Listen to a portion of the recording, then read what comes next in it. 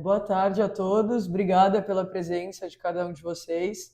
A gente está aqui com o Eduardo, nosso sócio fundador, estamos aqui com o Mário também, do nosso time de análise, e então queria agradecer também a presença de cada um de vocês. Boa tarde, gente. Boa tarde a todos. Boa tarde. Tudo bom? Como vai? Boa tarde, Walter. Tudo bem? Boa tarde. Boa tarde, seu Gunter. Boa tarde, estou vendo que tem bastante gente. Oi, Alexandre, tudo bom? Ígila, Bem, boa tarde. Sérgio, Boa tarde. Marcos, tudo bom? Boa tarde, gente. Como vão? Bom, obrigado aí pelo... Tudo bom, Ana? Como vai? Boa tarde. Obrigado aí pelo tempo de todo mundo. Acho que a ideia aqui, né, Flá, a gente fazer uma atualização periódica, mensal. Sim. Um pouco de cenário lá fora, depois Brasil. O Mário também está ligando a câmera, está aqui com a gente. Vai aparecer já já para vocês. E a gente vai começar falando do cenário lá fora, né? A gente sempre brinca que a gente começa falando sempre do internacional, para depois vir para o Brasil, para poder contextualizar um pouco de Brasil, porque, querendo ou não, o Brasil é um país emergente. Eu estava relembrando um dado esse final de semana. Nossa bolsa, né, no mercado de capitais global é menos de 1%, né? Bastante menos de 1%. Então, para ver como a gente, para o mundo inteiro, é pouco representativo, né, para o mercado de capitais, para as ações. Então, muito mais importante a gente começar falando lá de fora e depois, obviamente, falar de Brasil, que né, é onde nós estamos e boa parte dos nossos investimentos também estão, né? Deixa eu compartilhar aqui com...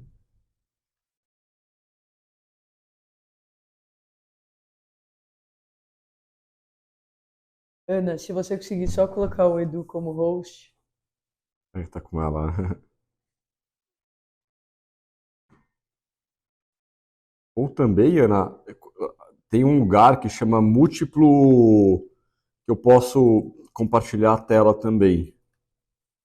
Aí, obrigado. Obrigado, Ana. Então, aqui é nosso material de cenário. Imagino que esteja aparecendo para vocês. Começando sobre o cenário internacional, gente, acho que primeiro o tema a falar lá fora é inflação, né? Acho que esse gráfico aqui ele ilustra bem que a inflação nos Estados Unidos está hoje num patamar aí próximo a 3% ao ano, tá? Que é um patamar acima da meta dos Estados Unidos, que é uma meta de 2%, né? Lembrar que a meta lá é 2% ao ano. E a inflação de tarifas é essa bolinha circulada aqui vermelha. Então vocês podem ver que a inflação de tarifas dentro do dado de inflação, né, Estados Unidos, vamos só relembrar, né? Estados Unidos, o Trump entrou, começou a subir as tarifas de importação para o mundo inteiro, né, algo entre 10% a 30%, dependendo do país, na média em torno de 15% a 16%, e essas tarifas gerariam aumento de preços para o consumidor americano. E esse gráfico mostra o que está gerando até agora, né? Então essa bolinha vermelha mostra que tarifas está gerando ainda muita pouca inflação, e que a maior parte da inflação hoje do americano é esse verde, que é aluguéis, housing, né? Então, hoje, a maior parte da inflação americana, que está em 3%, inflação para o consumidor americano, vem de housing, que são os aluguéis, e a parte de tarifas é muito pequena ainda. Embora isso pode começar a vir mais aumentos de preços para o consumidor americano nos próximos meses, mas por enquanto ainda é muito pequeno. E esse segundo gráfico aqui da direita, ele ajuda a explicar isso, né? Por que esse aumento de tarifas que o Trump fez ainda não chegou para o consumidor americano?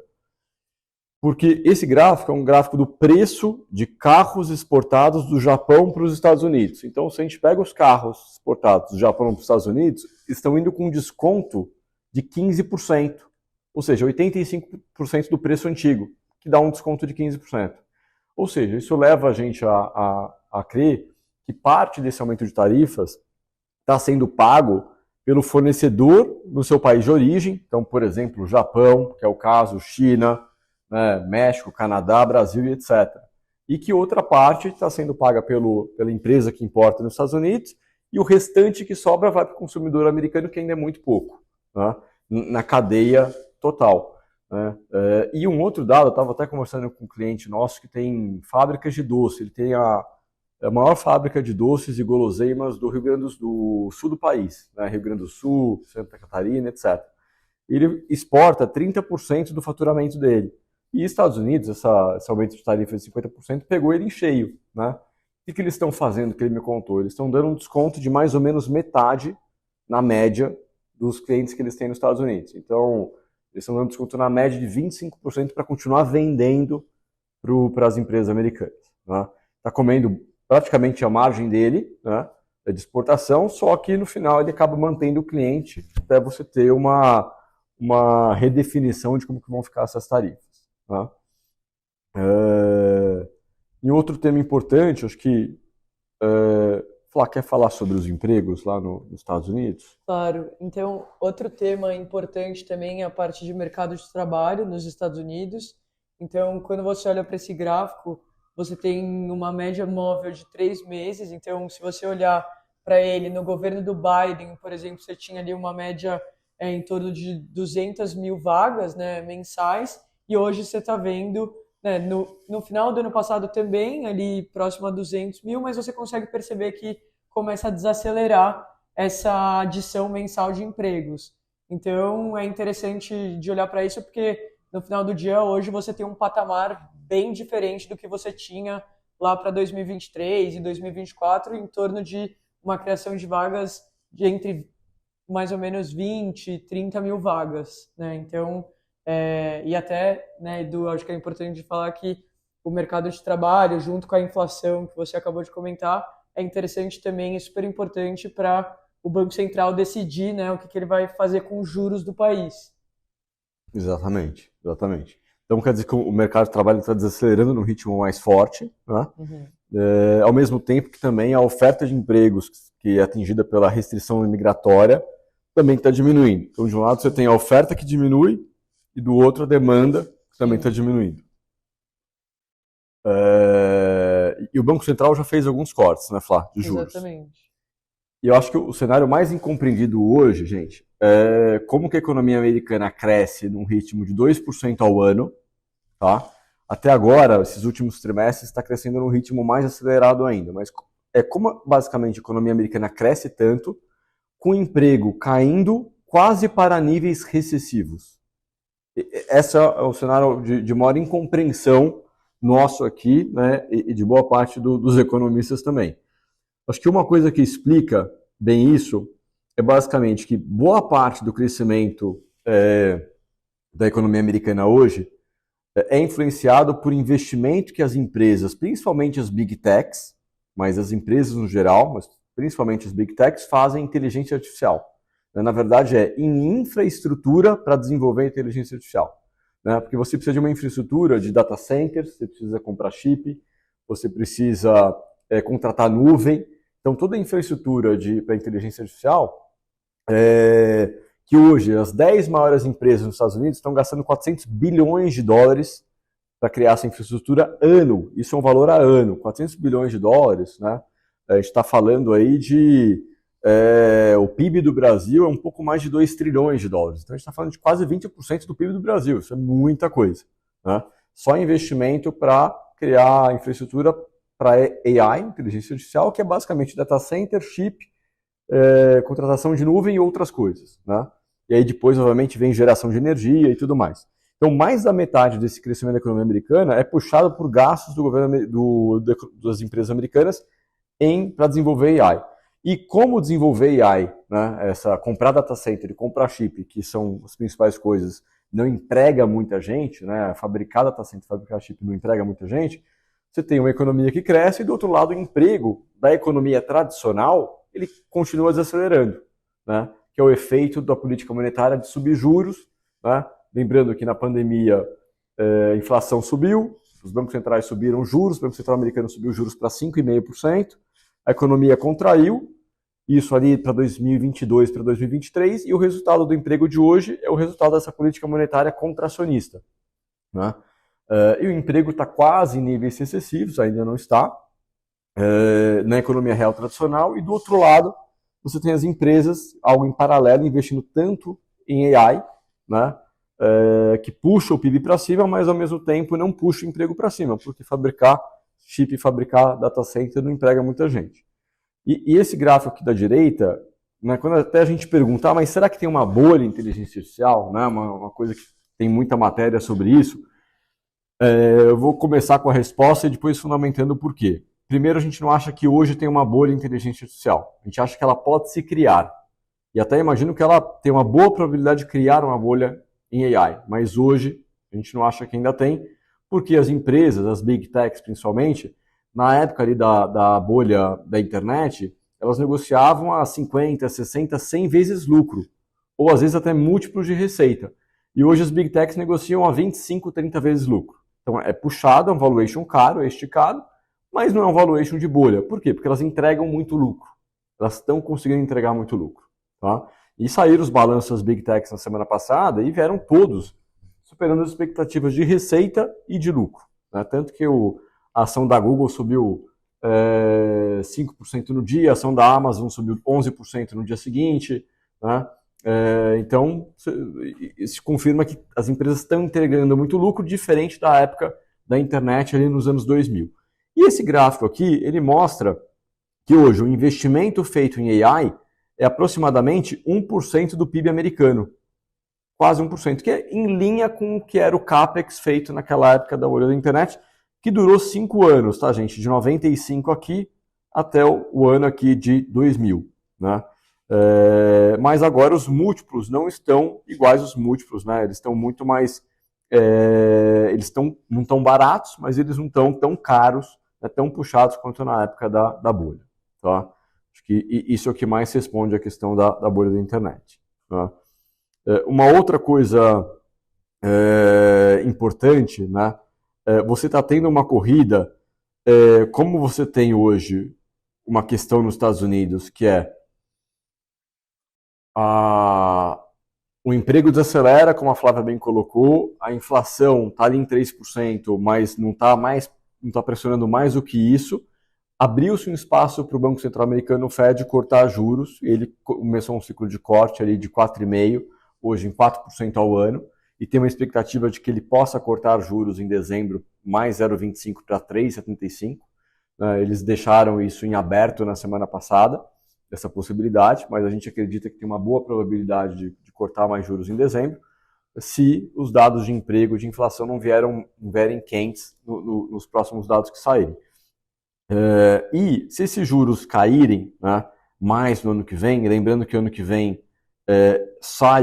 termina o mandato do presidente do Banco Central em fevereiro, né, do Powell, e entra o novo banqueiro central que vai ser indicado pelo Trump, e a gente acredita aqui que esse novo banqueiro central vai ser muito alinhado com a cabeça do governo Trump e com um plano econômico de trazer essa política monetária mais afrouxada ainda, ou seja, mais expansionista ainda, que seria levar esses juros para um patamar de 3% ou abaixo de 3%, não sei se no final do ano que vem ou até 2027, tá? Então, que seria mais ou menos o governo americano, os Estados Unidos teria uma inflação de 2,5%, 3%, com um juro de 2,5%, 3%. Tá? Ou seja, um juro real, quando você subtrai a taxa de juros da inflação, um juro real próximo a zero. Tá? É isso que a gente imagina para os Estados Unidos e é isso que a gente entende que é a cabeça do governo Trump, não tanto pelo que o Trump fala, mas mais pelas indicações que o secretário do Tesouro dele, que é a pessoa econômica do governo dele, que é o Scott Bessent, já deixou a transparecer em algumas entrevistas. Né? E aí você tem uma corrida no mundo por ativos reais. Né? Por que por ativos reais? Bom, se os governos estão mais endividados, né? Estados Unidos, Japão, alguns países da Europa, Brasil como país emergente, ao mesmo tempo que os bancos centrais estão cortando juros para um patamar de juro real próximo a zero, os investidores mais sofisticados estão correndo para ativos reais, como, por exemplo, o ouro. Né? Então, aqui tem um gráfico, por exemplo, de quanto que os bancos centrais... quanto que os bancos centrais estão comprando de ouro desde a pandemia para cá. Vocês podem ver que eles estão comprando ouro, e esse outro gráfico é um gráfico mais recente, eu consegui mostrar aqui para vocês, que mostra que os bancos centrais estão comprando ouro aqui nessa linha preta e estão vendendo títulos de governos, né? Então, basicamente, trocando dívida soberana por ouro. Por isso, o ouro, obviamente, está no patamar que está, é um ativo real, mas não existe só o ouro como ativo real, né? Você tem também imóveis e você tem empresas. Empresas você compra tanto via fundos de private equity quanto via ações, né? E eu acho que boa parte dos nossos clientes sabem que a gente, esse ano, priorizou investimento em ações americanas, né? Desde que teve ali uma correção grande no mercado americano, que a gente vai mostrar aqui para vocês.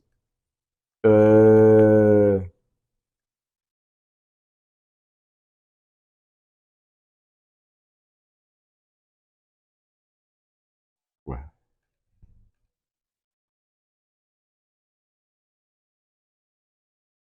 Só um minutinho, gente, que eu estou achando onde que está esse... Aqui. Então teve uma correção, né? Esse aqui é o gráfico da Bolsa Americana em 2025, tá? Então, basicamente, o ano começou aqui, a Bolsa começou no all-time high, teve uma queda principalmente em março e abril, 20% de queda, né? Aqui foi o dia, essa queda aqui foi o Liberation Day, dia, começo de abril, quando o Trump apresentou aquela, né, cartolina com as tarifas, e aqui onde a queda terminou foi quando o Trump pausou a guerra comercial com a China, né? E que estava em 145% de tarifas, ele voltou atrás, ficou só 40 e poucos por cento. Aí a bolsa se recuperou e de lá para cá ela se valorizou ainda mais, né? Então você tem hoje uma valorização expressiva de mais ou menos 11, 12% da bolsa americana. A gente comprou ações para os nossos clientes mais ou menos aqui, tá? Ou seja, não estava nem lá embaixo, não estava nem recuperado. Então a gente foi comprando ações para os nossos clientes. Quem é nosso cliente e obviamente tem o perfil para uma parcela da carteira em bolsa, não é todo mundo que tem, mas para quem tem o perfil, a gente foi recomendando comprar algumas ações e hoje está com um ganho expressivo essa carteira de ações lá fora. E mais recentemente agora a gente está mudando uma parte dessa carteira de ações para ações temáticas, que é investimentos em drones, defesa, medicina alternativa nos Estados Unidos, porque hoje tanto o Trump quanto o secretário de saúde dos Estados Unidos é pró-medicina alternativa, investimentos em automação da indústria e da logística dos Estados Unidos, enfim, investimentos mais temáticos que depois a gente pode falar um pouco aqui mais para vocês, tá? Mas a gente acredita ainda no mercado americano com um número expressivo, tá? E hoje, o que está causando, aí o Mário vai falar um pouco mais sobre o que está causando nos últimos dias, né, Mário, final de outubro para cá, está tendo uma queda na Bolsa Americana, né? Nos últimos dias, né, a gente viu alguns ativos na Bolsa Americana e também alguns ativos que geralmente têm mais volatilidade e risco, né, que nem às vezes os ativos de cripto, né, como o Bitcoin. O Bitcoin chegou a cair 15%, né, da máxima? Uns 15% da máxima em pouco tempo, né? E alguns outros ativos também caíram até mais. E uma das razões, né, que a gente tem observado é que tem um pouco mais de a liquidez, né, nos Estados Unidos tem ficado um pouco mais restrita, especialmente o Fed, né, já faz mais de um ano, ele vem reduzindo o seu balanço, né, antes o Fed ele adicionava ele comprava, né, as dívidas do governo americano, tanto do Tesouro como de financiamento de hipoteca, e segurava no balanço dele, e daí com isso os bancos tinham mais poder de não segurar nos próprios balanços e conseguir emprestar mais crédito. Como o Fed não estava fazendo mais isso, ele estava reduzindo o tamanho do seu balanço, a liquidez disponível para o mercado começou a ficar mais restrita. Ainda mais com o governo americano que ainda está naquele impasse, que chama o shutdown, né, que é aquele impasse sobre o orçamento dos Estados Unidos. Isso agravou ainda mais esse problema de liquidez, porque também ele, sem o governo estar operando de maneira, né, que ele deveria estar aberto, isso tem agravado os problemas que a liquidez não estava fluindo para os caminhos onde ela deveria fluir, né? E tanto, né, que isso causou nos últimos dias alguns estresses, tanto que o Banco Central americano, né, alguns estresses pontuais, mas alguns estresses, o Banco Central americano precisou fazer alguns empréstimos, né, para os bancos regionais, que a gente fala, que são os pequenos bancos americanos, para ajudar, né, o seu apoio de liquidez, mas parece que esse caso já está sendo endereçado, né? O próprio Fed falou que ele vai parar o QT, né, que chamou Quantitative Tightening, e é exatamente esse fator que eu mencionei, ele reduzir o seu balancete. Parece que o Fed já falou que ele vai parar de reduzir o tamanho do seu balanço e potencialmente, né, é muito difícil ele ficar estável. Então, se ele vai parar de reduzir, provavelmente esse balanço deve começar a subir eventualmente. E isso, né, a gente vê como algo que vai adicionar liquidez ao mercado. Então, o Fed parando de secar o seu balanço e voltando a expandir o seu balanço. O governo americano que deve, né, a gente não tem uma certeza, mas deve talvez nos próximos dias ou semanas resolver o impasse orçamentário e voltar, né, a reabrir. Eu acho que esses são dois eventos, né, que iam voltar a injetar liquidez no mercado e que ao contrário do que a gente estava vendo, né, esses dois eventos estavam drenando liquidez e isso deve apoiar os ativos, especialmente os mais especulativos, né, como os criptos e algumas ações até um pouco mais alavancadas. Exatamente. Então, essa liquidez que ela não vai para o sistema, para a economia real, no final, acaba não estimulando os ativos financeiros, né? E a partir do momento que ela começa a escorrer para a economia real, deve voltar a estimular os ativos. Legal. Então esse eu acho que é o motivo que mais explica essa queda da Bolsa nos últimos dias, né? Uma queda pequena em relação ao que subiu, mas é uma explicação. Então a gente não entende, não acha que vai ter uma grande correção agora, mas, obviamente, né, ninguém é dono da verdade e a gente entende que essa alta vem acompanhada de um crescimento de lucro expressivo. E por que expressivo, tá, gente? Porque os analistas lá fora esperavam um crescimento para a Bolsa Americana do lucro de 15% para as 7 magníficas e 4% para as outras 493 empresas. Né? Então, os analistas esperavam 15% de aumento de lucro para as 7 magníficas e algo como 4% para as outras 493 empresas. E esse lucro está surpreendendo para cima. Então, na média que eles esperavam, um crescimento de lucro de 6% para a S&P no terceiro trimestre, está vindo mais como para 9%, 10% do que para 6%. Né? Até agora, mais de 2/3 das empresas americanas já apresentaram resultado, e 83% desses 2/3 que já apresentaram resultado estão vindo com um balanço acima das expectativas, né? Que era uma expectativa de crescer o lucro em 6%, mais ou menos, está vindo algo como 9% a 10% de crescimento de lucro. Ou seja, as ações americanas estão subindo, mas porque o lucro das empresas americanas também estão subindo. Né? Então é basicamente explicado por isso. Tá?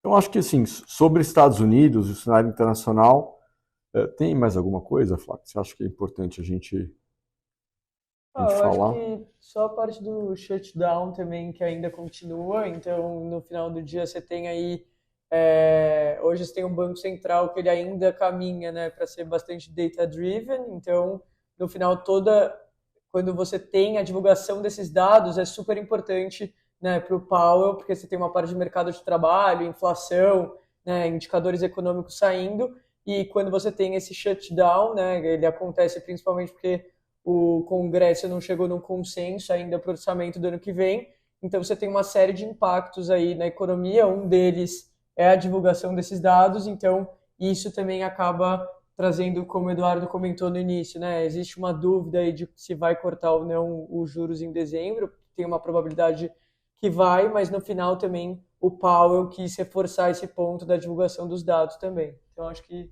esse é um item importante também para comentar, né? Perfeito. Será que alguém tem alguma dúvida, alguma pergunta, algum ponto em relação ao cenário lá fora? Acho que não. Então acho que agora vindo para Brasil, gente, e falar um pouquinho aqui de Brasil, o que a gente tem aqui, tá? Oi, Edu. Oi, Alexandre, tudo bem? Oi, tudo bem. Talvez eu tenha. Talvez se você puder explorar um pouquinho Quer dizer, você olhou bem o curto prazo, né? Talvez se você puder falar um pouquinho de 26, a questão lá você falou do Powell, né? Presidente do banco, também talvez vai ter a questão lá do Congresso, vai ter uma votação importante. Então, se você puder dizer tudo isso que a gente está vendo agora deve acontecer dessa forma também, repete um pouco, a tendência é aqui ou acolá, eu acho que seria legal para a gente pensar um pouquinho mais à frente, se você puder. Claro, claro, Alexandre, bom ponto. Acho que assim, se a gente for olhar para o ano que vem nos Estados Unidos, né, acho que assim, a gente vai encerrar um 2025 com uma bolsa no all-time high, puxada porque as empresas, né, estão conseguindo entregar bastante lucro, principalmente puxado por inteligência artificial, pelo investimento que elas estão fazendo em AI. Tem até um gráfico que eu acho que vale mostrar aqui para vocês, que é um gráfico de todo esse quanto que as empresas estão investindo em AI, né? Esse gráfico ele mostra bem isso, que ó, só as 4 maiores Big Techs, tá? Google, Amazon, Microsoft e Meta, esse ano estão investindo mais de 300 bilhões de dólares, só 4 Big Techs, tá?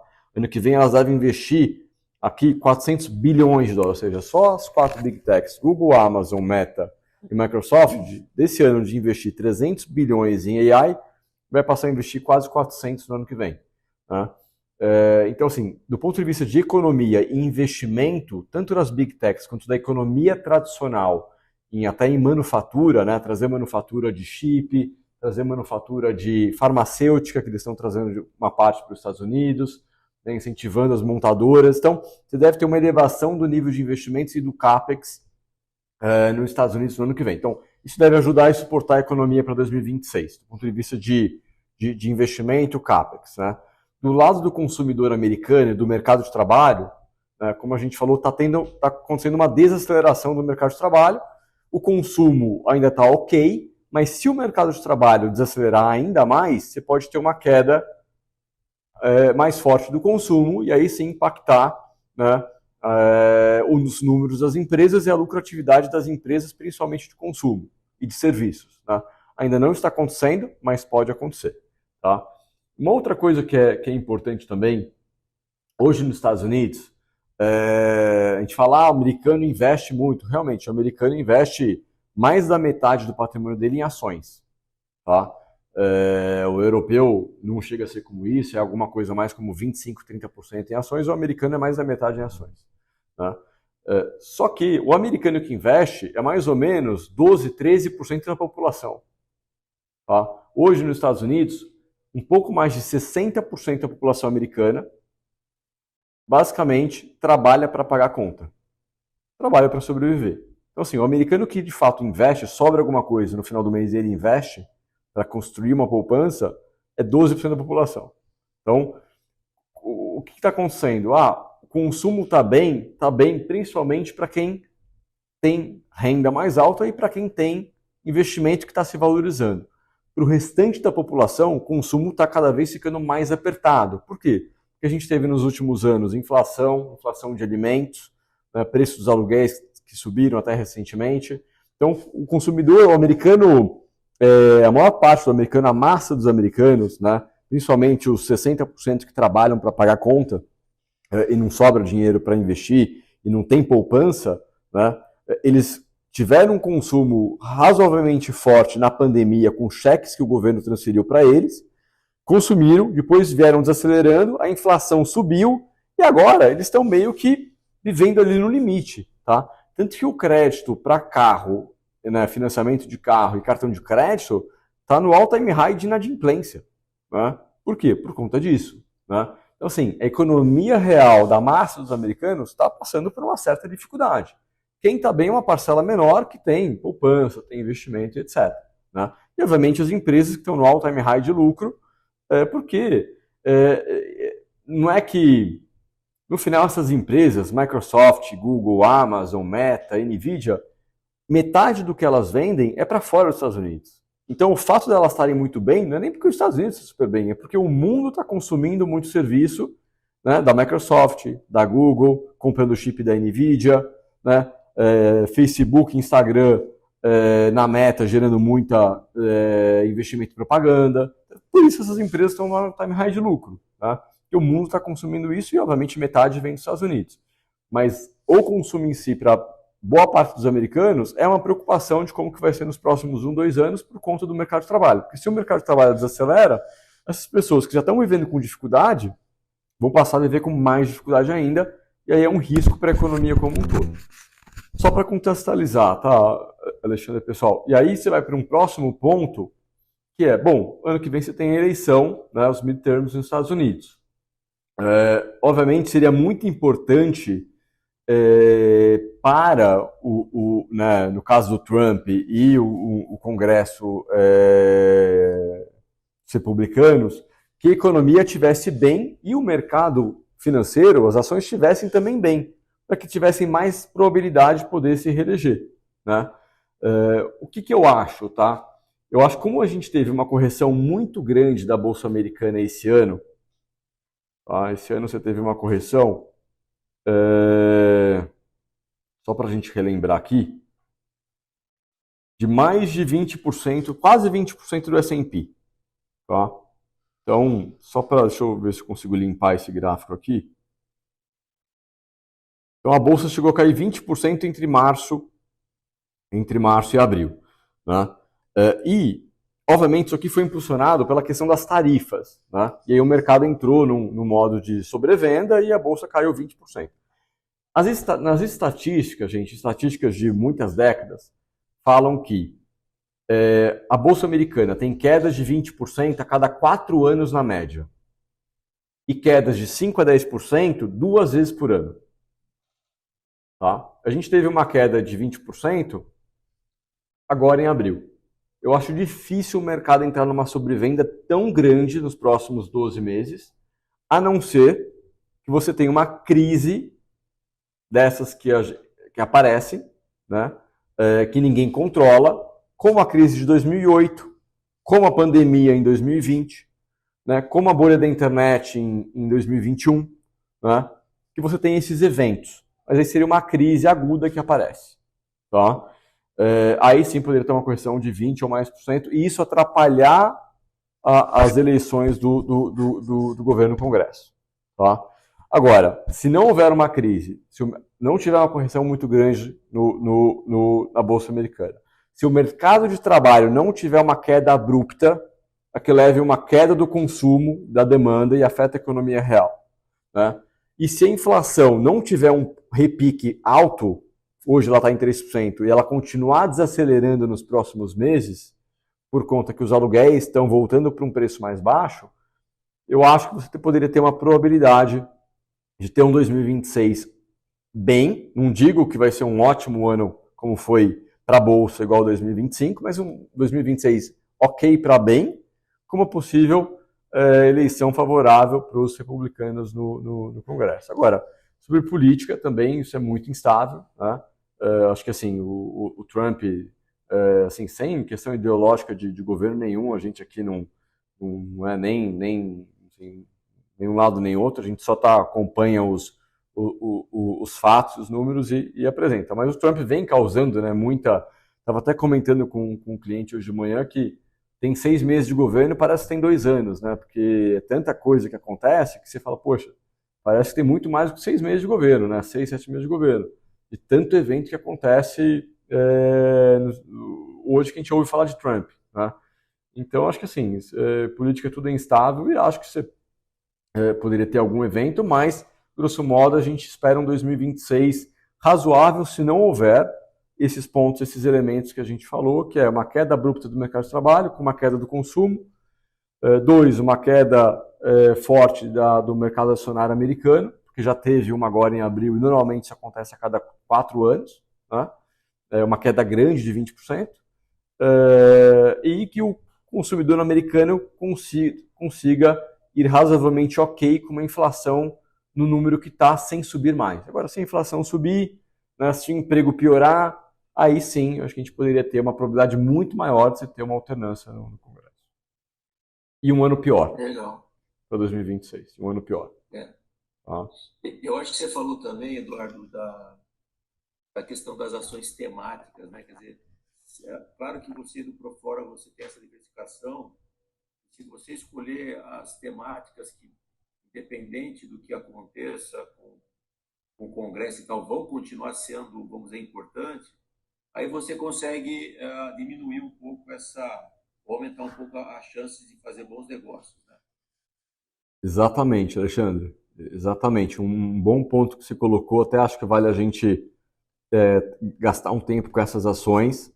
São ações com mais volatilidade, por isso que a gente aloca bem pouquinho em cada uma delas, bem pouquinho. Então, por exemplo, tem uma carteira de 100 mil dólares lá fora. A gente não aloca, às vezes, nem $1.000 em cada uma. A gente aloca $500, ou seja, menos de 1% em cada uma. Porque são ações muito voláteis, tá? Que podem dobrar de tamanho em 1, 2 anos, como podem cair 10, 20, 30% em questão de semanas. São 4 principais temas, são 6 no total, mas aqui a gente vai apresentar 4 principais temas para vocês dessas ações temáticas. Primeiro é o tema de automação, né, da indústria, automação do setor logístico americano. Você está tendo hoje, como o governo está restringindo a mão de obra, né, dos imigrantes, mais ou menos 1,5 milhão de pessoas que deixam de entrar nos Estados Unidos por ano, está faltando mão de obra para setores mais básicos, logístico e agrário, por exemplo. E você não tem alternativa que não seja automatizar isso, robotizar. A China, nesse sentido de robotização, já é muito mais avançada que os Estados Unidos, muito mais. Tá? Nos Estados Unidos, ainda está se desenvolvendo, né? A Amazon mesmo é um exemplo disso. Essa semana ela demitiu 14 mil funcionários, ela anunciou na semana passada. E aqui tem algumas estimativas, né? Primeiro que você tem aqui, mais ou menos 10 milhões e meio de empregos, que a gente mostra nesse gráfico, né? Em armazéns, 2 milhões, transportes e caminhões, 3 milhões e meio, né? Serviços de correio, 1 milhão e 200 mil empregos de americanos, né?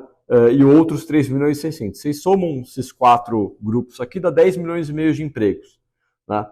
E se automatizar daqui até 2035, algo como 25% de todos os empregos de hoje, estaria falando que você teria mais ou menos uns 440 mil empregos sendo automatizados, sendo robotizados. E se você automatizar 25% do que espera como razoável até 2035.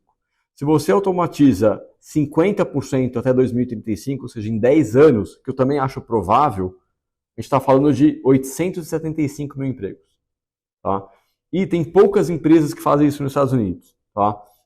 Quem é nosso cliente sabe, né? A gente está colocando essas ações, 2 ações na carteira. Então, essa de automatização está indo super bem, inclusive, mas tem bastante volatilidade. Tá? Esse é um tema. E tem um outro tema também interessante, que é o tema de defesa e drones. Né? Por quê? Quer falar sobre isso, Mário? Posso falar sim, Edu. Então, basicamente, o tema de defesa de drones, né, foi principalmente um tema que está sendo apoiado, né, por estímulos dos governos e também um foco, né, de governo de focar na defesa. Isso se deu depois lá da invasão da Ucrânia, da invasão da Ucrânia, e depois com a eleição do Trump. Isso aumentou, né, essa necessidade quando o Trump fez questão de impor que a Europa também gastasse, né, a porcentagem do PIB parecido com os Estados Unidos, ou pelo menos o seu comprometimento que eles tinham com a OTAN. Né? Isso aumentou bastante. Então, os estímulos dos governos e os pacotes fiscais para esse tema de defesa e dentro, né, não defesa envolve também os mísseis, os navios, aviões, tudo isso, mas dentro também, né, especificamente nesses gastos, um tema que a gente observou que tem sido muito visado, especialmente por conta da guerra e como essa guerra na Ucrânia está sendo travada, é os drones, né? A gente viu que os drones têm sido usados muito na guerra, tanto para reconhecimento, mas também para ataques. Até no Rio de Janeiro estava sendo usado, né? E a gente viu aqui, né, que nesse gráfico vermelho, ou com as barras vermelhas, né, aqui é quanto strikes de drone por semana, né? Então a gente vê que chega aqui, Na Rússia e na Ucrânia. na guerra da Rússia e da Ucrânia. Então, assim, são números chegando até um ponto de 2.000 ataques de drone por semana. Então, assim, precisa de muita fabricação, muito investimento em tecnologia para melhorar os drones, né? O desalcance, a capacidade de armamento que você carregar. Então, esse é um setor que a gente vê como, assim, que tem começado agora, virou uma corrida, né? Como às vezes no passado a gente viu a corrida espacial entre Estados Unidos e a União Soviética, agora é uma corrida armamentista, onde os países vão gastar mais para tentar avançar mais. E eu acho que mesmo se essa guerra com a Rússia e a Ucrânia em algum momento você chegar num cessar-fogo, né? Mesmo assim, eu acho que a Europa aprovou esse ano um aumento de gasto em defesa, influenciado pelo Trump, de 800 bilhões de euros, quase 1 trilhão de euros. Isso é muita coisa, né? Isso para os próximos anos, com base que a Europa faz parte da OTAN, né? E parte desse dinheiro, gente, tanto da Europa, desses 800 bilhões de euros de gasto em defesa, quanto os Estados Unidos, que já gasta muito em defesa, vai gastar ainda mais no orçamento americano, isso vai uma parte para drones, né, como o Mário bem colocou. Hoje, em termos de tecnologia, drones não só ataque, defesa, acompanhamento, observação, enfim, você tem muita... agora até transporte, né? A Amazon já começou a transportar por drones, né? O iFood já anunciou que em algumas cidades que não tem infraestrutura de rodovia e tal, vai também transportar por drones no Brasil. Então, assim, isso não é nem o comecinho, né? Porque já passou da fase de arrebentação, já se provou que isso funciona, e de fato é um avanço agora significativo para os próximos anos. Não só em defesa, mas para várias aplicações diferentes. Então aqui são algumas empresas, tem 2 empresas de drones específicas, né? Uma na América do Norte, a outra na Austrália. São as empresas de ponta nisso, que a gente acompanha também. Então são temas específicos, né? São temas, obviamente, como são bem específicos, tem uma certa volatilidade, e a gente sempre pensa em risco, né? A oportunidade, mas também no risco, por isso que a gente coloca uma alocação bem pequena, né, Flá? Exatamente. E eu acho que também essa parte de ações temáticas é muito interessante, porque a gente já vinha tendo muitos bons resultados com as dominantes globais, né? Então, no final do dia, a gente veio, né, com uma performance excelente esse ano para as dominantes globais, e aí que são empresas que realmente... são empresas que elas não são só importantes nos Estados Unidos, mas elas são importantes globalmente, como o Eduardo tinha comentado. E aí, então, né, a gente também olhou para algo um pouco mais no detalhe também, esses temáticos, porque no final do dia hoje você tem uma série de questões aí geopolíticas, de defesa, como vocês comentaram, a parte de metais também. Então, você tem aí temas que são relevantes e que a gente também veio construindo uma exposição que para longo prazo, né, também. Exatamente. E ações que a gente não teria no Brasil, tá, gente? No final, né, assim, a gente continua no Brasil gostando mais de renda fixa e deixando a exposição de risco lá para fora, né? Até, poxa, mas Eduardo, a Bolsa brasileira também está subindo esse ano. Está subindo, é verdade, né? A gente nem está pegando muito esse movimento, né? A gente está pegando o movimento da Bolsa Americana, né? Isso a gente está pegando super bem. Da Bolsa do Brasil, não. Mas, assim, Bolsa do Brasil acho que não está subindo porque o fundamento do Brasil está subindo, né? Está melhorando, perdão. A Bolsa aqui está subindo porque a Bolsa do Chile está subindo, do México, da África do Sul, da China, da Grécia, da Espanha, Portugal, ou seja, todas as bolsas do mundo que não são americanas também estão subindo porque acabou indo um fluxo para esses mercados de dinheiro. E qualquer 20, 30 bilhões que entra num país como a Grécia, Brasil, Portugal, tal, faz a bolsa subir 20, 30%. Né? Então esse é o movimento que explica a alta aí do Ibovespa, mais um movimento de possível corte de juros no Brasil, que o mercado financeiro já está olhando, obviamente, já está precificando parte desse movimento de corte de juros para o começo do ano que vem, que a gente vai falar em breve. Isso que explica esse movimento de alta. Então, realmente, no Brasil a gente tem priorizado a renda fixa, que esse ano é algo para remunerar aí os seus 13%, 14%, né, isento de imposto de renda, né, e aí você pegar a bolsa subindo 20%, você tira 3, 4% de imposto de renda em cima disso, sobra 16, 17. Né? Então, mesmo assim, renda fixa com muito menos risco ainda aparece bastante, faz bastante sentido no Brasil. Né? E deixar o risco de fato para lá fora, onde você tem uma valorização por um crescimento do lucro, né? Tem um fundamento porque as ações estão subindo, né? Que estão subindo, né? Do nada, né? E você tem temas específicos de drone, tecnologia, chips, defesa, medicina alternativa, temas que você não tem no Brasil. Né? Nossa bolsa ela é principalmente empresas de commodity, né? Bancos, né? E algumas empresas de consumo. Né? Então, de cenário internacional... Obrigado. Imagina, obrigado você, Alexandre. De cenário internacional, então, é basicamente isso. Acho que então a gente vai entrar aqui em Brasil, e aí a Flá vai falar um pouquinho sobre juros aqui no Brasil. Então, eu acho que começar falando da parte da política monetária, né? Então, a taxa de juros hoje no Brasil ela está extremamente elevada, né? Você não via essa taxa Selic aí desde 2006, mais ou menos, esse patamar.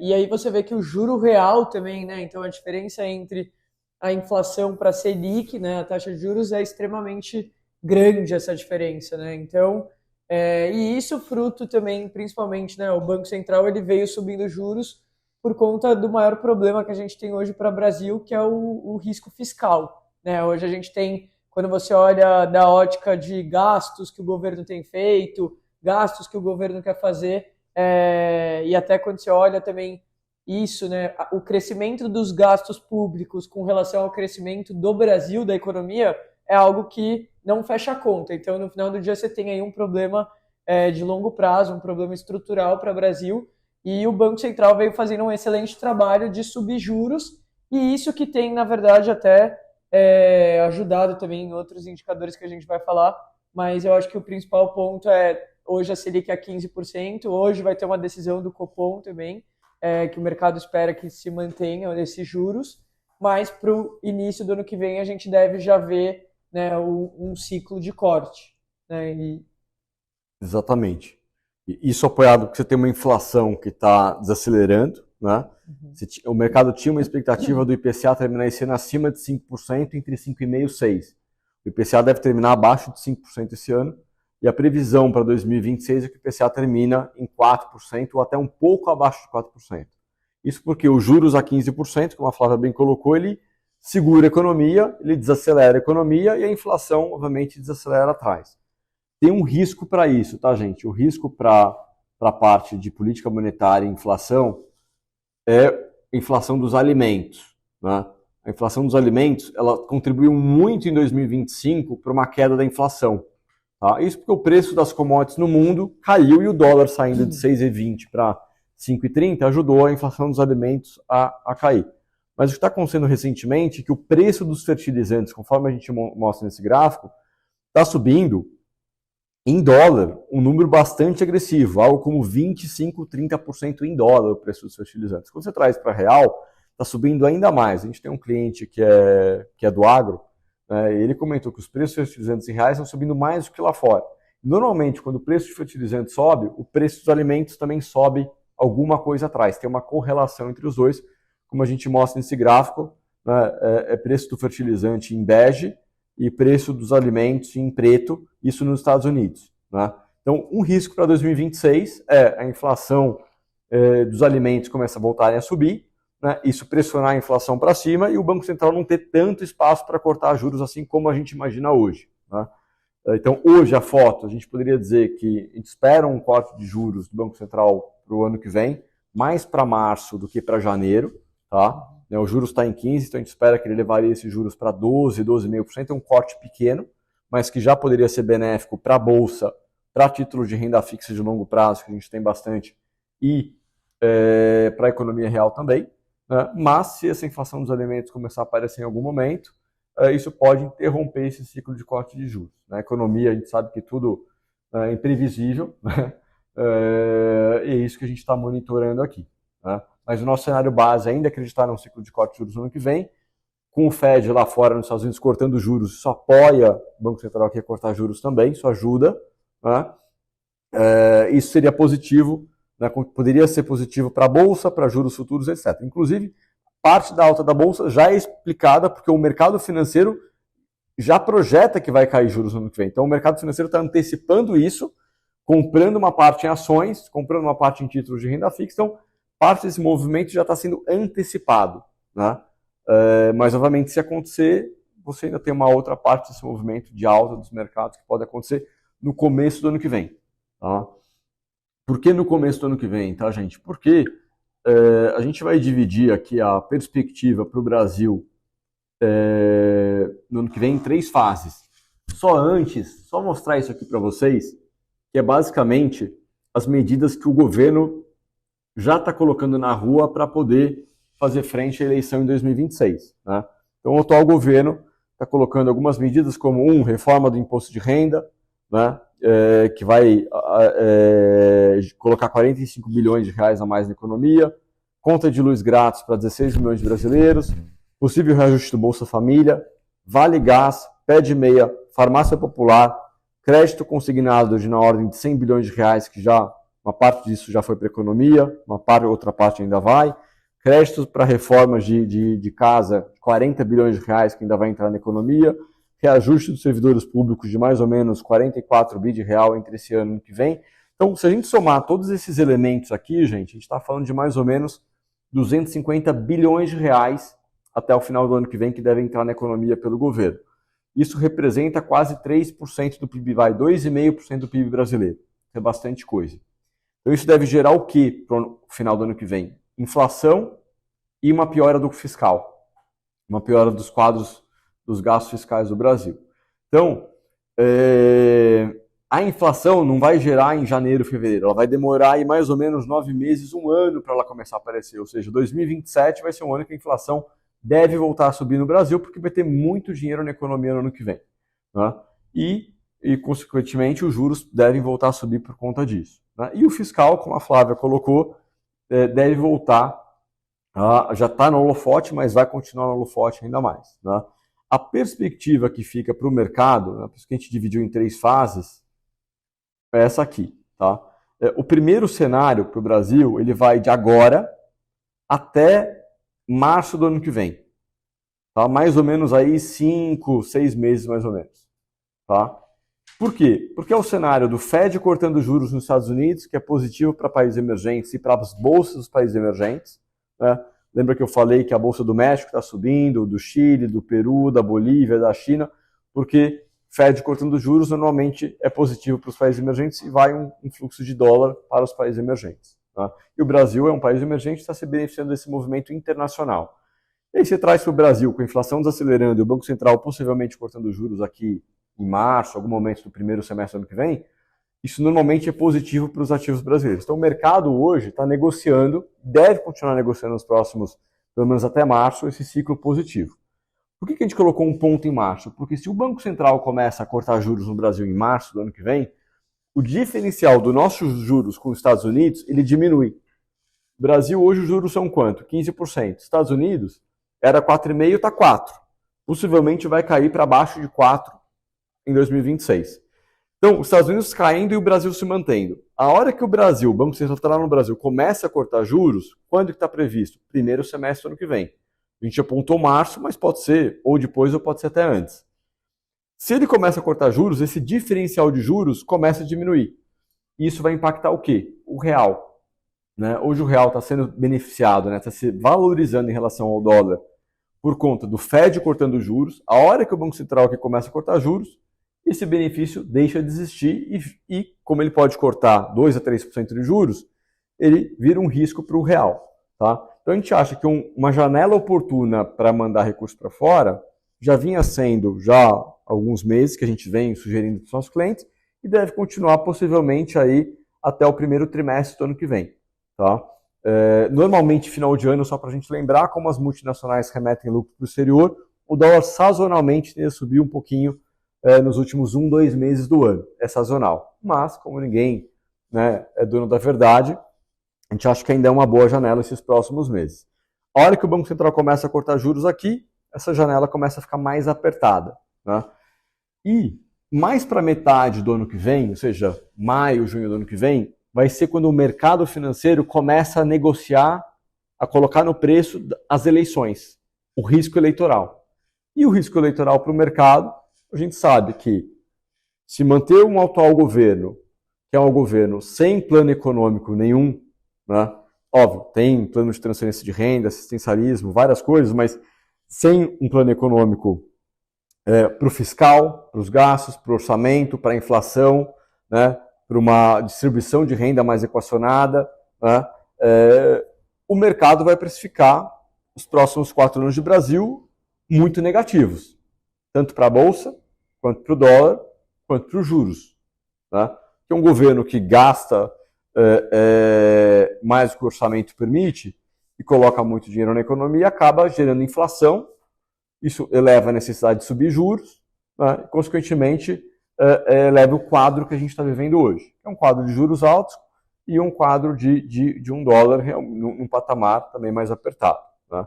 E se esse cenário se prolongar por 4 anos, acredito que essas classes de ativos vão ter algum impacto. Né? E num cenário de alternância de poder para uma alternância que seja mais austera do ponto de vista fiscal, né? Tenha mais compromisso com o orçamento, né? Consiga segurar o gasto, consiga segurar a inflação, consequentemente cair os juros, consequentemente vai ser positivo, não no começo do mandato, mas mais para o meio do final do mandato, positivo para a economia real, para a Bolsa e para os outros ativos de risco. Tá? Então é esse o cenário que a gente vê. Até metade do ano que vem, um cenário ainda ok para o Brasil. Na metade do ano, o mercado vai negociar a eleição, tá? Ou seja, bolsa sobe, bolsa cai, conforme as pesquisas. Né? A eleição vai ser definida ali no final do ano que vem, e aí entra o terceiro cenário. O que é o terceiro cenário, gente? É o resultado da eleição. Tá? E como basicamente, né, acho que assim, eu ouvi isso de um gestor, ele falou uma vez que o brasileiro é muito nacionalista, né? E realmente, né? Só que ele é muito nacionalista, inclusive para os investimentos. Né? Ele tem, às vezes, 90%, 100% dos investimentos do Brasil em reais. Né? E no final, o Brasil é um país emergente com uma moeda, que é o real, que é uma moeda de um país emergente, e uma moeda vulnerável. Né? Vale lembrar, em dezembro do ano passado, essa moeda estava em 6,20, né? E essa moeda em dezembro de 2019 estava a menos de R$4. Então, assim, é uma moeda muito volátil. Né? Qualquer dor de barriga, ela desvaloriza 10%, 15%. Né? Então, basicamente, com base nisso, né, a gente vem recomendando para os nossos clientes a terem uma exposição lá fora, em dólar, uma moeda forte, resiliente, ainda é moeda de hegemonia global. Né? Hoje, uma carteira lá fora tem rendido né, muito bem por conta da alocação que a gente faz no exterior. Né? Então, basicamente, a gente continua com a nossa recomendação de internacionalizar parte do patrimônio dos nossos clientes. Tá?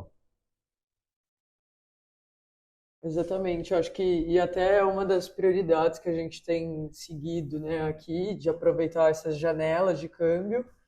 E como o Eduardo falou também, eu acho que não é de agora também que a gente vem, né, dolarizando, internacionalizando o patrimônio, a gente sempre achou isso bastante importante, mas eu acho que também olhando para um cenário, né, claro que cada um também tem uma exposição, né, já em dólar, então para cada um a gente faz de uma maneira customizada, né, vai fazendo ao longo do tempo de acordo com o perfil e o objetivo da família, mas eu acho que por conta, né, que a gente trabalha com cenários também, a gente quer ter um mínimo aí até o final, né, até a metade do ano que vem de no mínimo 20% do patrimônio para você em dólar, para você realmente ter uma proteção, né? Então, realmente seu dinheiro ali é proteção, é colchão, numa moeda forte que você está também alocando numa jurisdição muito mais estável, que não tem as fragilidades que a gente tem aqui no Brasil. Né? Exatamente. E se der alternância de governo no Brasil, né, poxa, os outros 80% do patrimônio vão valer mais, então não é ruim. No final, né, não é ruim. Né? A Flávia usou aqui 20%, mas mínimo, né? mínimo, né, assim que a gente recomenda. Tem cliente que tem metade, tem cliente que tem 60%, né? Varia muito de caso a caso. Eu busco ter a curto, médio prazo mais da metade lá fora, tá? É uma questão minha, né?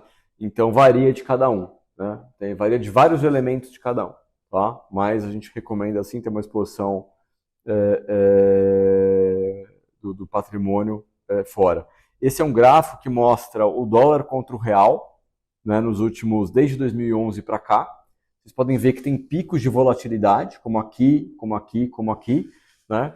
Mas basicamente tem uma tendência de longo prazo. E essa tendência é mais ou menos, gente, o diferencial de inflação entre o Brasil e a inflação dos Estados Unidos. Inflação lá é 2, 2,5%, inflação no Brasil 5,5%, 6%. Um diferencial de 4% ao ano da inflação, né? Basicamente é isso que tem girado aí essa desvalorização histórica, né? Agora, se a gente tem um pico de inflação no Brasil, né, com todos esses gastos, como a gente teve na pandemia 12%, como a gente teve na época da Dilma 13% de inflação, né, em um ano, com uma recessão, ao mesmo tempo que conseguiu uma recessão, então você poderia ter um movimento ainda pior para o câmbio, né? Então, no caso, a gente entende que é um momento oportuno para internacionalizar. Tá? E por quê? Como a Flávia bem colocou, tem outros dois motivos, né, que aumentam a nossa preocupação com o Brasil, dependendo do cenário eleitoral no ano que vem, né? Um desses motivos é o fiscal, que é, poxa, o governo brasileiro gasta mais do que pode, então acaba tendo um déficit do orçamento todo ano, acaba, né, tendo um déficit orçamentário.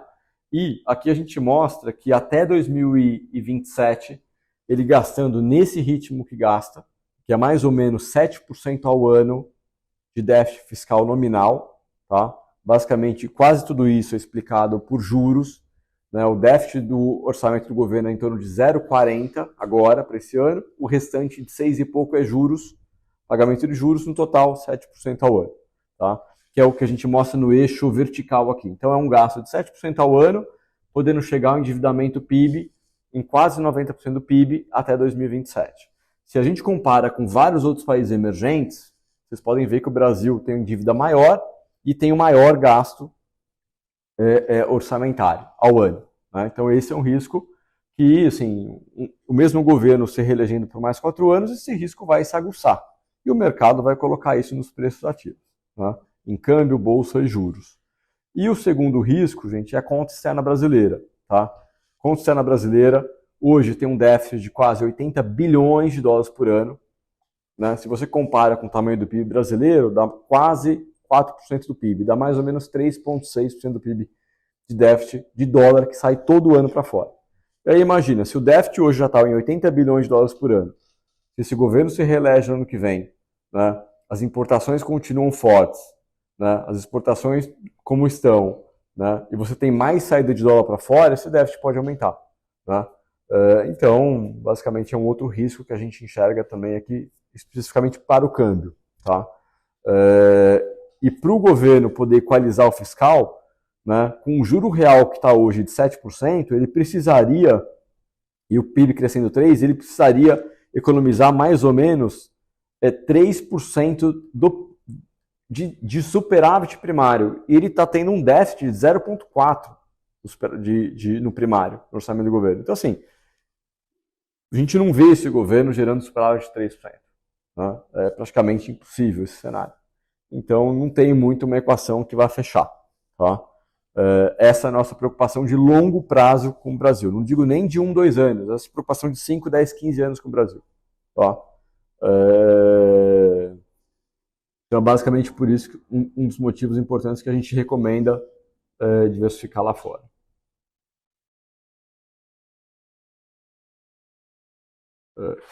Querem falar sobre crédito? Sim. Falar, Muriel.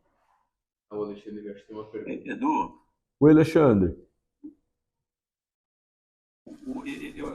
eu gosto dessa questão da questão de internacionalizar. Eu acho que eu gostaria, se você tiver, não sei se você tem nos seus gráficos, se você pudesse, no longo prazo, tem um gráfico do passado, sei lá, 10, 15 anos, você mostra, vamos dizer, o rendimento que a gente teve com o CDI ou renda fixa. Qual que é, será? Não apenas no real, mas em dólar também. Eu acho que isso ajudaria no longo prazo, a gente tomar as decisões para longo prazo. Quer dizer, uma coisa é você estar aqui, né, no quentinho do renda fixa, né, você fica confortável naquela situação, mas em moeda forte, a gente não está tendo aquele ganho que a gente vê, né? Sim. Muitas das nossas compras hoje e tal, ela está amarrada em moedas fortes. Então, quer dizer, é Claro. interessante você ter essa migração como vocês estão falando.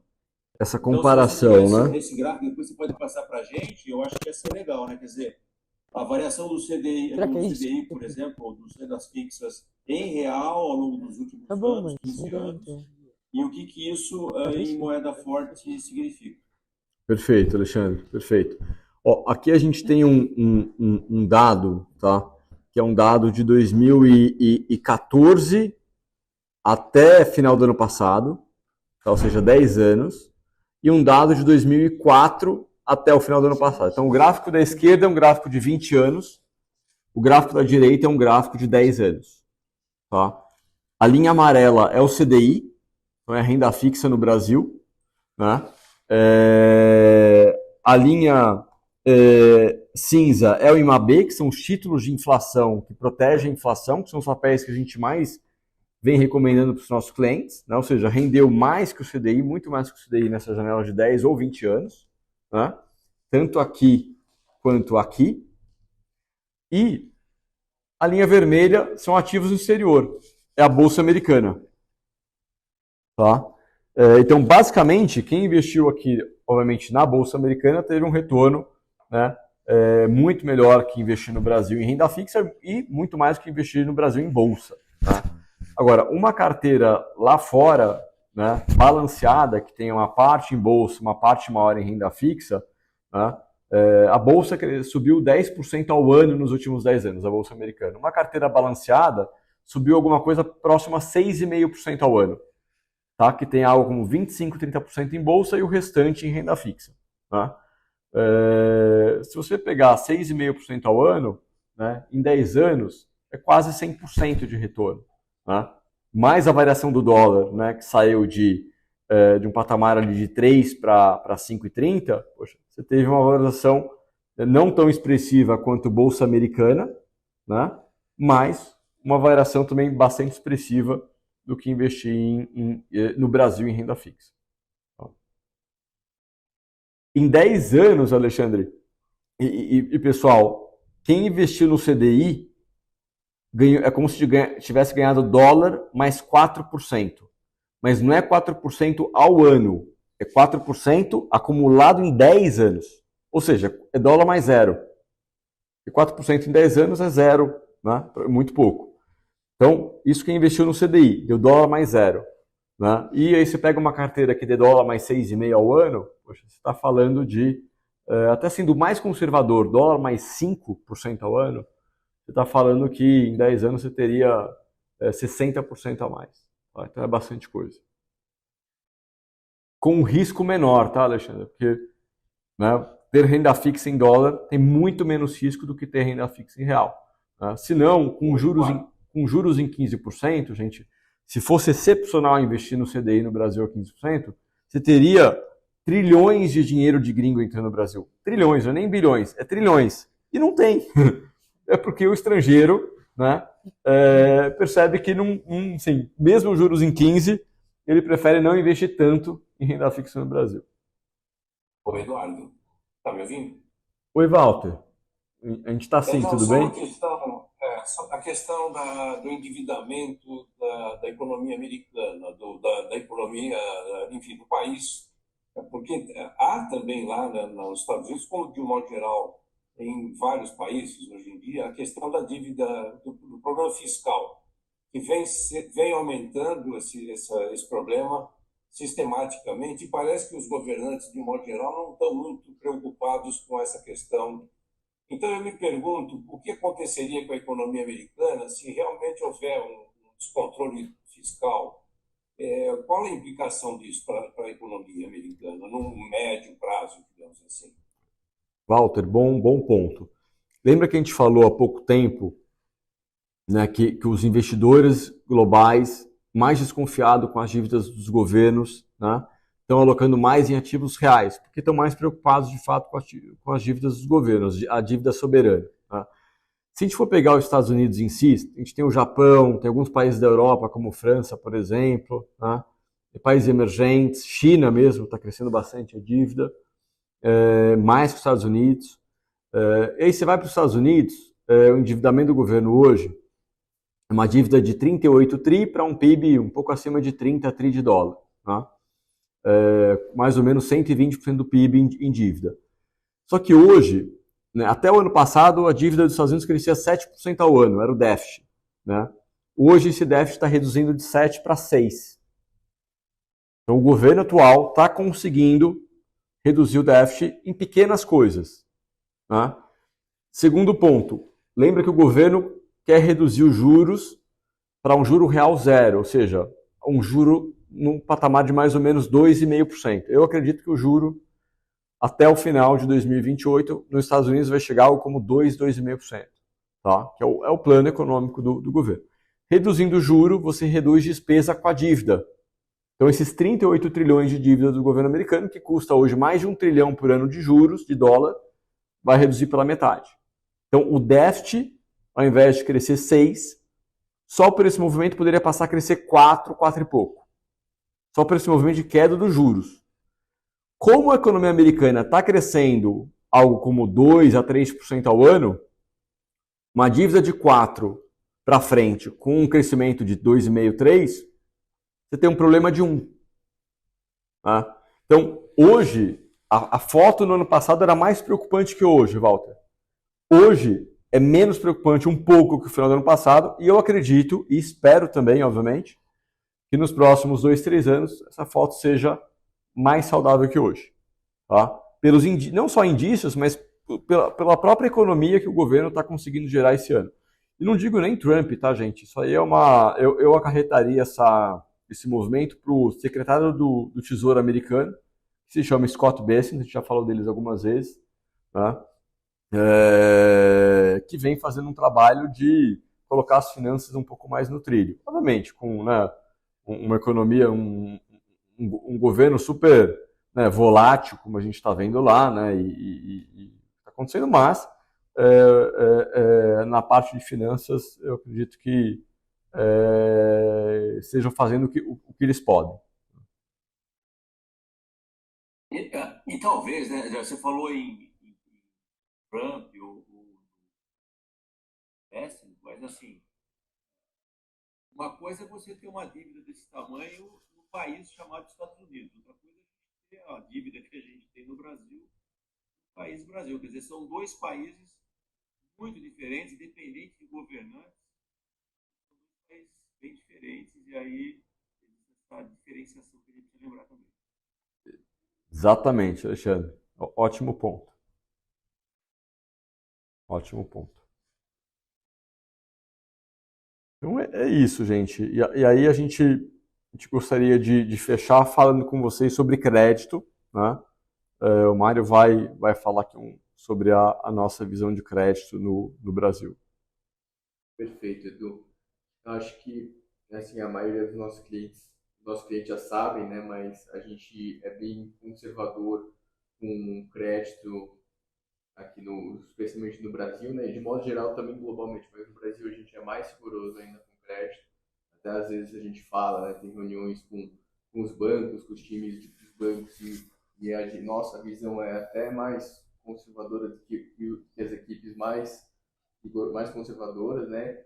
E de modo geral, né? A gente acha que isso é positivo, porque se os juros, né? Um país como a gente tem falado aqui de juros, uma Flávia agora começaram a Selic é 15%, as empresas também que se refinanciam a taxas até maiores, né? Às vezes que essa taxa soberana também tem uma despesa financeira, né, muito grande com os seus pagamentos da dívida, né? Os seus juros, que nem o país tem os juros, das empresas também têm que pagar os seus próprios juros. E no crédito, né, quando a gente fala especialmente o crédito corporativo, né, de empresas, que são esses papéis de CRA, CRI, debêntures, que também ganharam muito espaço recentemente. Se tem um caso, né, que uma empresa não paga, não honra o seu pagamento, a gente chama de o default, né, ou a inadimplência, o investidor pode chegar a perder, né, 100% do valor investido, ou em alguns casos ter uma recuperação, mas não passa muito de 20%, 30% do valor inicial, mas o custo de oportunidade no tempo até ter todo o imbróglio na justiça e esse caso, né? Então, assim, é uma coisa que a gente quer evitar, né, para os nossos clientes ter uma perda permanente de capital no crédito. E a gente viu que agora, com os juros já altos por um tempo, né, e que está começando a sangrar um pouco, né, as despesas financeiras, os custos com a dívida das empresas, a gente viu alguns eventos de crédito relevantes, né, teve nas notícias, né, alguns os nomes que estão nos jornais, então acho que posso falar que o caso da Ambipar, ou o caso de outra empresa relevante, uma Braskem, né, que também está num caso bem delicado, são empresas grandes. Patente. A Patente, recentemente, teve uma Bela Agrícola, que tem uma pausa de... E, assim, são empresas que a gente viu aqui várias vezes sendo distribuídas para os investidores e no mercado. E a gente chegou a não recomendar, né? Inclusive a Ambipar, até a Braskem, a gente chegou a olhar os papéis que chega para a gente, ou de demanda dos clientes, e a gente fez não recomendações, que é algo que a gente faz aqui, que é não só recomenda, mas também como faz não recomendações, e foram não recomendações que às vezes você fechava uma taxa, é uma coisa que a Flávia sempre fala, né? Sobre as não recomendações. Por que Fala vocês que tem mais valor que às vezes IPCA uma mais recomendação. 7, em vez de pegar esse outro papel IPCA mais 9, porque às vezes sai caro depois, né? Porque a gente pega essa... Se fosse pegar esse papel Ambipar pagando IPCA mais 9, agora o investidor que pegou esse papel perdeu 93% do seu capital, né? E o IPCA mais 7 está lá rendendo, né? Então, assim, a gente continua acompanhando, a gente está olhando os resultados trimestrais, a gente até recentemente, nesse ano, fez algumas mudanças pontuais e comunicou aos nossos clientes algumas reduções de alguns nomes que a gente começou a ficar não tão confortável, mesmo que o mercado, assim, ainda é uma empresa AAA, mas a gente já começou a ver uma deteriorização. Então, eu acho que no lado do crédito ainda é uma classe que a gente gosta, especialmente pela isenção. Os CRAs, os debêntures, pensando na isenção e no nível de juro real, ainda é uma classe da renda fixa que a gente gosta muito, muito positiva, mas sempre sendo, né, diligente e às vezes não querendo ganhar mais e correr um risco desnecessariamente, né, que não compensa esse pouquinho a mais que você vai ganhar, né? Então, acho que a nossa cabeça aqui se mantém ser conservador e até mais redobrado na diligência, né, dos balanços das empresas.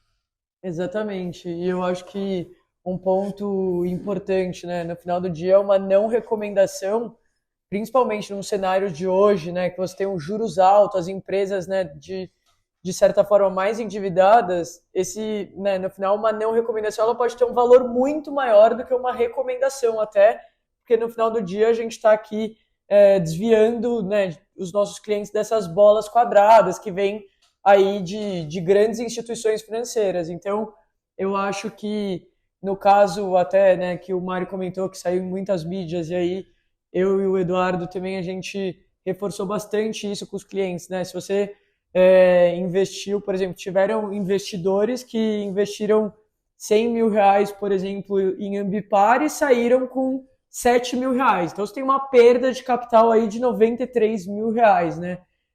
Então, a gente também, eu acho que um dos principais valores do nosso trabalho é pela transparência, pela diligência e pela escola que a gente tem aí, pela experiência de mercado, é também trazer as melhores oportunidades para os nossos clientes e desviar também dessas bolas quadradas. Então, a gente tem feito um ótimo trabalho, eu acho, com relação a isso, reconhecido pelos clientes. Então, tem muito cliente que já falou para a gente, né, vou dar um exemplo aqui, mas tinha um cliente que começou com a gente, ele tinha uma debênture de Braskem e nas primeiras semanas a gente fez a venda desse ativo e até quando começou, né, toda essa questão na mídia, ele mandou uma mensagem para a gente também reconhecendo a importância do nosso trabalho nesse sentido. Sim. Então, acho que a gente sempre foi conservador nesse tipo de risco, que até é uma escola que o Eduardo, né, reforça bastante com a gente, mas hoje a gente vê que né, a importância de sempre ter sido conservador nesse tipo de risco. Exatamente. E isso que a gente está falando de grandes empresas, né, gente? Ambipar, Braskem, e várias outras empresas que estão na mídia, CSN, são grandes empresas na Bolsa.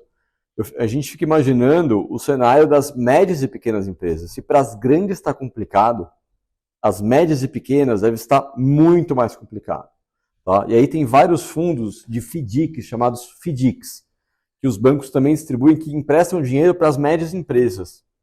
Esses fundos, eles marcam as cotas na curva, eles não marcam a realidade do que os títulos ali dentro dele valem. Então, o cotista está vendo a cota dele todo mês subir, só que no final, se fosse vender aquele papel no mercado, estaria caindo, negativo. Essa é uma outra coisa muito, assim, que em algum momento vai ter um impacto. E aí, principalmente numa reeleição do governo e os juros continuando alto, um cenário ruim para o Brasil, esse problema vai aparecer. E vão aparecer diversos fundos com cotas negativas. Né? Negativo, assim, não é -1, é o acúmulo do negativo de 2, 3 anos acumulados. Né? Então, crédito é muito perigoso, como a Flávia falou, e a gente é muito conservador.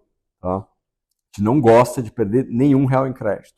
Tá? A gente prefere ganhar menos, mas pelo menos ganhar e ser bem remunerado. Então, esses exemplos que a Flávia falou de Ambipar, Braskem, tiveram algumas instituições financeiras muito grandes que colocaram quase bilhão na carteira dos seus clientes, e a gente aqui vem fazendo um trabalho, né, Flá? Sim. Sempre. Exatamente, de não colocar nenhum tipo desse ativo dentro das carteiras. Então, que eu acho que né, a isenção do conflito, a independência do nosso trabalho faz com que a gente realmente, né, evite qualquer uma desses produtos que não são excelentes produtos, né? E quando chega um cliente para a gente com esses papéis, a gente vende esses papéis, já vende esses papéis. A prioridade, a primeira etapa de trabalho, normalmente ela começa na venda de qualquer ativo que a gente já não fique confortável. Imagina se a gente fosse remunerado pela economia da perda que a gente gera para os clientes. Exatamente. Acho que é isso. Né? Eu acho que é isso. Queria também agradecer cada um de vocês por terem ficado aqui com a gente. E qualquer dúvida que vocês tiverem também, todo o time aqui, né, tá 100% à disposição. Então, contem com a gente. Obrigada. Muito obrigado, um abraço para vocês. Boa apresentação. Obrigado, gente. Um abraço. Um abraço. Obrigado.